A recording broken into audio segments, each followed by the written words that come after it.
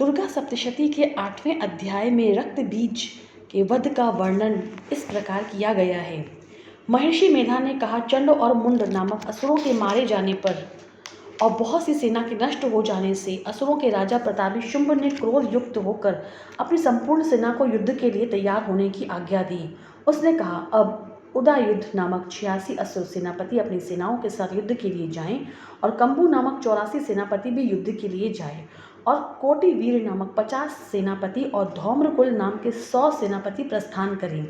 कालक, द्रौहाद्र, मौर्य और कालिके ये सब दैत्य मेरी आज्ञा से सच कर युद्ध के लिए कूच करें। भयानक शासन करने वाले असुरों का स्वामी शुंभ इस प्रकार आज्ञा देकर बहुत बड़ी सेना के साथ युद्ध के लिए चला। उसकी सेना को अपनी ओर आता हुआ देखकर चंडिका ने अपने धनुष की टंकोर से पृथ्वी और आकाश के बीच का भाग गुंजा दिया।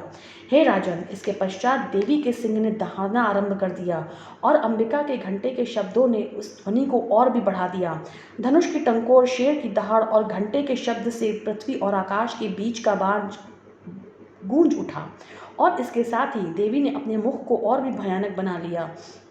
ऐसे भयंकर शब्द को सुनकर राक्षसी सेना ने देवी तथा सिंह को चारों ओर से घेर लिया। है राजन, उस समय दैत्यों के नाश के लिए और देवताओं के हित के लिए ब्रह्मा, शिव, कार्तिकेय, विष्णु तथा इंद्र आदि देवताओं की शक्तियां जो अत्यंत पराक्रम और बल से संपन्न थी, उनके शरीर से निकलकर उसी रूप में चंडिका देवी के पास गईं।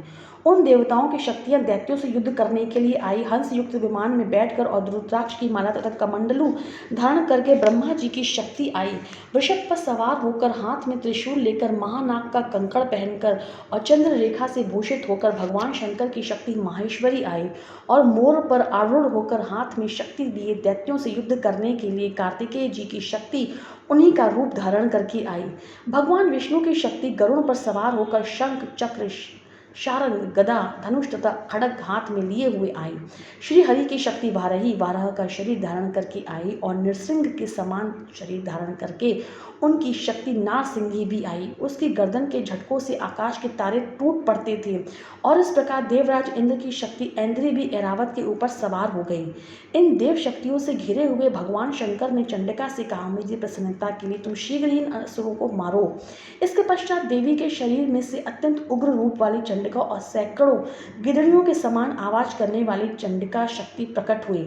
उस अपराजिता देवी ने धूमिल जटा वाले भगवान श्री शंकर जी से कहा, है प्रभु, आप मेरी ओर से दूत बनकर शुंभ और निशुंभ के पास जाइए और अत्यंत गर्वीले दैत्यों से कहिए, जो तुम्हें अपने जीवित रहने की इच्छा हो तो त्रिलोकी का राज्य इंद्र को दे दो, देवताओं का भाग उनको यज्ञ मिलना आरंभ हो जाए और तुम पाताल को लौट जाओ। किंतु यदि बल के गर्व से तुम्हारी लड़ने की इच्छा हो तो फिर आ जाओ, तुम्हारे मास से मेरी योगिनियां तृप्त होंगी। चूंकि उस देवी ने भगवान शंकर को दूत के कार्य में नियुक्त किया था, इसीलिए वह संसार में शिवदूतु के नाम से विख्यात हुई। भगवान शंकर से देवी का संदेश पाकर उन दैत्यों के क्रोध का कोई आर पार न रहा और वह जिस स्थान पर देवी विराजमान थी वहां पहुंचे और जाने के साथ ही उस पर बाणों और शक्तियों की वर्षा करने लगे। देवी ने उसके फेंके हुए बाणों, शक्तियों, त्रिशूल और परसों को अपने बाणों से काट डाला और काली देवी उस देवी के साथ आगे खड़ी होकर शत्रुओं को त्रिशूल से विदीर्ण करने लगी और खटवांग से कुचलने लगी। ब्राह्मणी जिस तरफ दौड़ती थी उसी तरफ अपने कमंडल का जल छिड़ककर दैत्यों के वीर और बल को नष्ट कर देती थी। इसी प्रकार माहेश्वरी त्रिशूल से, वैष्णवी चक्र से और अत्यंत कोप वाली कौमारी शक्ति द्वारा असुरों को मार रही थी और इंद्र के बाजू के प्रहार से सैकड़ों दैत्य रक्त की नदियां बहाते हुए पृथ्वी पर सो गए। वाराही ने कितने ही राक्षसों को अपने थूथन द्वारा मृत्यु के घाट उतार दिया। दाढ़ों के अग्रभार से कितने ही राक्षसों की छाती को चीर डाला और चक्र की चोट से कितने को ही विदीर्ण करके धरती पर डाल दिया। बड़े बड़े राक्षस को नारसिंही अपने नखों से विदीर्ण करके भक्षण कर रही थी और सिंहनाद से चारों दिशाओं की गुजराती हुई रणभूमि में विचर रही थी। शिवदूती के प्रचंड अट्टहास से कितने ही दैत्य भयभीत होकर पृथ्वी पर गिर पड़े और उनके गिरते ही वह उनको भक्षण कर गई। इस तरह क्रोध में भरे हुए मात्र गणों द्वारा नाना प्रकार के उपायों से बड़े बड़े असुरों को मरते हुए देखकर राक्षसी सेना भाग खड़ी हुई और उसको इस प्रकार भागता देखकर रक्त बीज नामक महापराक्रमी राक्षस क्रोध में भरकर युद्ध के लिए आगे बढ़ा। उसके शरीर से रक्त की बूंदें पृथ्वी पर जैसे ही गिरती थी, तुरंत ही वैसे शरीर वाला वैसा ही बलवान दैत्य पृथ्वी में उत्पन्न हो जाता था। रक्त बीज गदा हाथ में लेकर ऐन्द्री के साथ युद्ध करने लगा। जब ऐन्द्री शक्ति ने अपने वज्र से उसको मारा तो घायल होने के कारण उसके शरीर से बहुत सा रक्त बहने लगा और उसकी प्रत्येक बूंद से उसके समान ही बलवान तथा महापराक्रमी अनेक दैत्य भयंकर रूप से प्रकट हो गए। वह सब के सब दैत्य बीज के समान ही बलवान तेज वाले थे।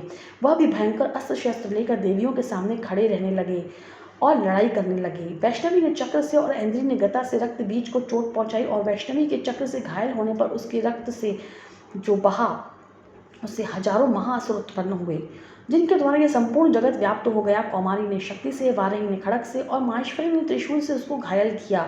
इस प्रकार क्रोध में भरकर उस महादैत्य ने सब मात्र शक्तियों पर पृथक पृथक गदा से प्रहार किया और माताओं ने शक्ति से तथा शूल इत्यादि से उसको बार बार घायल किया।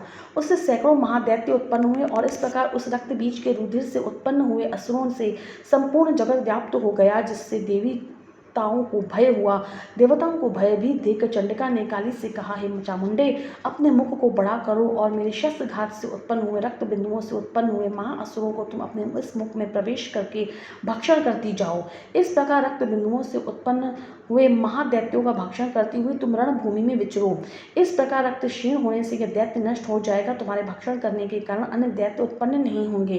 काली से इस प्रकार कहकर चंडिका देवी ने रक्त बीज पर अपने त्रिशूल से प्रहार किया और काली देवी ने अपने मुख में उनका रक्त ले लिया।